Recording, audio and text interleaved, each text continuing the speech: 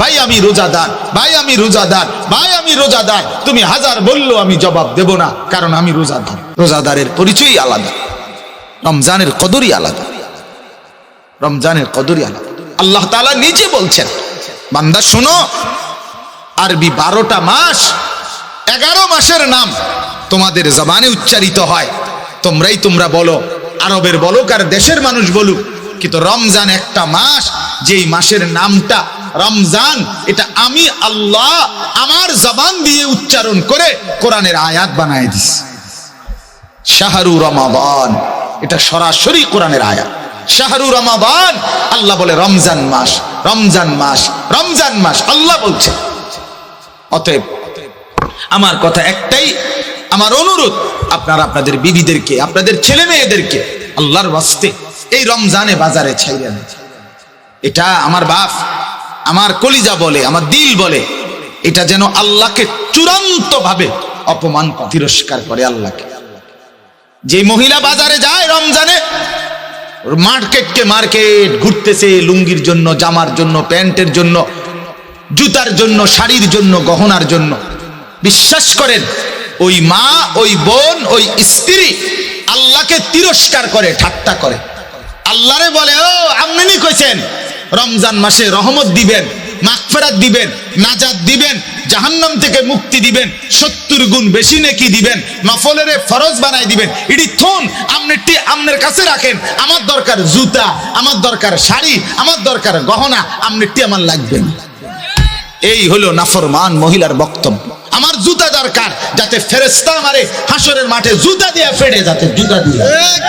তুই মহিলা মনে রাখিস, তোরে মালিক বললাম রব্বুল আলামিন তার ফেরেশতা দিয়ে জুতা দিয়ে ফিরবে, জুতা দিয়ে, নতুন জুতা দিয়েই ফিরবে। হ্যাঁ, নতুন জুতা দিয়েই ফিরবে। তামাশা, আল্লাহর সাথে ঠাট্টা করে। রব্বুল আলামিন বলছে, বান্দা রহমত দিতে আসো, সে বলে লাগবে না। আল্লাহ বলে, বান্দা মাগফিরাত নাও, সে বলে লাগবে না। আমি জুতা কিনতে যাচ্ছি, আমি শাড়ি কিনতে যাচ্ছি, আমি গহনা কিনতে যাচ্ছি। কেন?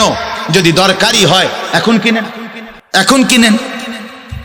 ঈদের নতুন কালেকশন, ঈদের নতুন কালেকশন ওই দোকানদাররা ফ্যাশন করে দিলে, গত বছর কাম এদিক দিয়ে দিছে, এবছর এদিক দিয়ে কাপড় একটা টুকরা বাড়ায় দিছে, ওই যে এটা এবার নতুন আসছে। এই ছাগলামি ছাড়া আর কি?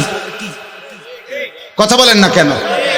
আপনার জুতার মধ্যে আলগা একটা ফিতা লাগাই দিছে, ওই যে এটা এবার নতুন আইছে, বেকুব ছুটছে নতুনটা লেগে।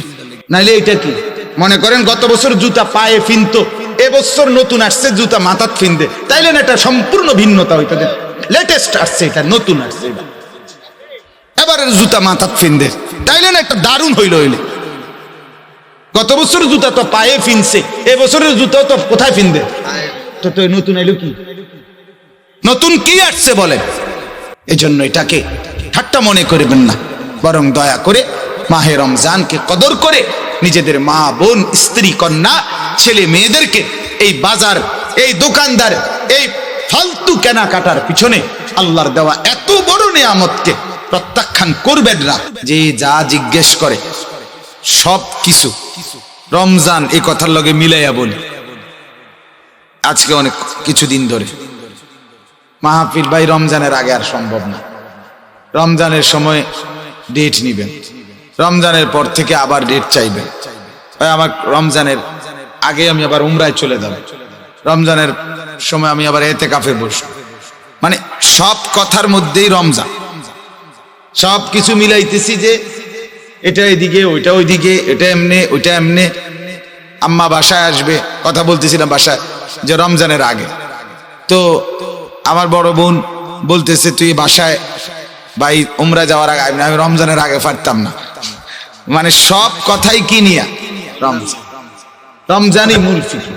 এই মাহে রমজান কবে আসবে, রমজান আমি কখন পাবো রমজান।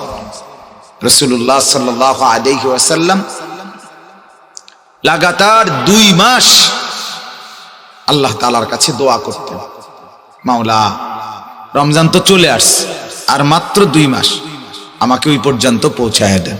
আল্লাহুম্মা বারিক লানা ফি রাজাবা ওয়া শাবান ওয়া বাল্লিগনা রমাদান।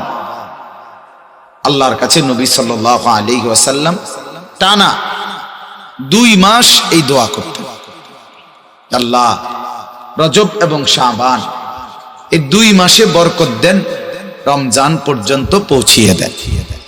কি বরকত দেন? সব দিকের বরকত। এক ইমানদারের জন্য সব দিকের বরকত দরকার। হায়াতে বরকত দেন যাতে রমজান পেতে পারে, সুস্থতার বরকত দেন যাতে সুস্থ থেকে ইবাদত করতে পারে, হ্যাঁ, পেরেশানি থেকে বিরত থাকবার এর মধ্যে বরকত দেন যাতে করে এক মনে আপনারা ইবাদত করতে পারে। রমজান তো আছে কিন্তু আমি বেঁচে নাই, তাহলে তো হইল না। আমি বেঁচে তো আছি, রমজানও আসছে কিন্তু অসুস্থ, বন্দিগি করতে পারলাম না, তাইলেও তো হইল না। সুস্থও আছি কিন্তু পারিবারিক অনেক পেরেশানি, বিভিন্ন মুখী যন্ত্রণা, যার কারণেও নীরবে ইবাদত করতে পারলাম না, তো এটাও তো মুসিবত।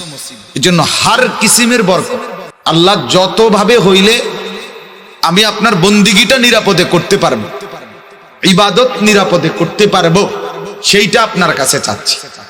এই জন্য নবী সাল্লাল্লাহু আলাইহি ওয়াসাল্লাম 2 মাস রমজানে যেন স্বস্তি, শান্তি, নিরাপদে বেঁচে থেকে সুস্থ থেকে যেন আল্লাহর বন্দিগি করতে পারে, এই জন্য 2 মাস আল্লাহর কাছে টানা দোয়া করত।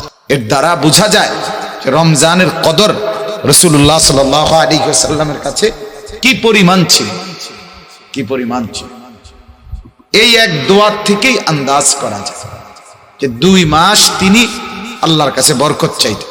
আল্লাহ হার লাইনে বরকত দেন। মনে করেন রমজান পর্যন্ত আমরা পৌঁছলাম, হায়াতও বেঁচে আছি, আমরা সুস্থও আছি, তো বাজারে যথাযথ পণ্য, রমজানের খাদ্য সামগ্রী বাজারে নাই, এটাও তো পেরেশানি। পেরেশানি কিনা বলেন? বাজারে চিনি নাই, বাজারে পর্যাপ্ত পরিমাণ পেঁয়াজ নাই, বাজারে পর্যাপ্ত পরিমাণ তরকারি নাই, ছোলা নাই, বুট নাই, ইত্যাদি ইত্যাদি ধরে নেন, তাইলেও পেরেশানি কিনা বলে? তাহলে আল্লাহ বাজারে চলাফেরায়, উঠা বসায়, ঘরে, পরিবারে সর্বত্র বরকত নবীজি এই দোয়া করতেন। আমি তো সুস্থ আছি কিন্তু আমার স্ত্রী অসুস্থ রমজান, তাইলেও তো পেরেশান। আমি তো সুস্থ, আমার স্ত্রীও সুস্থ, কিন্তু আমার ছেলেটা বা মেয়েটা সে অসুস্থ হাসপাতালে, তাইলেও তো পেরেশান। তাইলে আল্লাহ তাআলার কাছে নবী সাল্লাল্লাহু আলাইহি ওয়াসাল্লাম 2 মাস টানা, ভাই প্যান্ডেলের ভিতরে বুট খাবেন না, দয়া করে আমার অনুরোধ দোস্ত, আমি একেবারে অনুরোধ করছি, গাফেল আল্লাহর দুশ্মন, আমারও দুশ্মন, খামখেয়ালি মানুষকে বলে কোনো লাভ নেই। এই জন্য পাশাপাশি এক ভাই আরেক ভাইয়ের সাথে কথা বলেন না। ছেলেরা, বাবা তোমার অসুবিধা লাগলে তুমি বাইরে গিয়ে কথা বলো, তুমি শিক্ষারও, আমার কোনো অসুবিধা নেই, কিন্তু এখানে বেয়াদবি করার কোনো সুযোগ নেই। সোজা কথা, একজন শুনুক, কোনো আপত্তি নেই।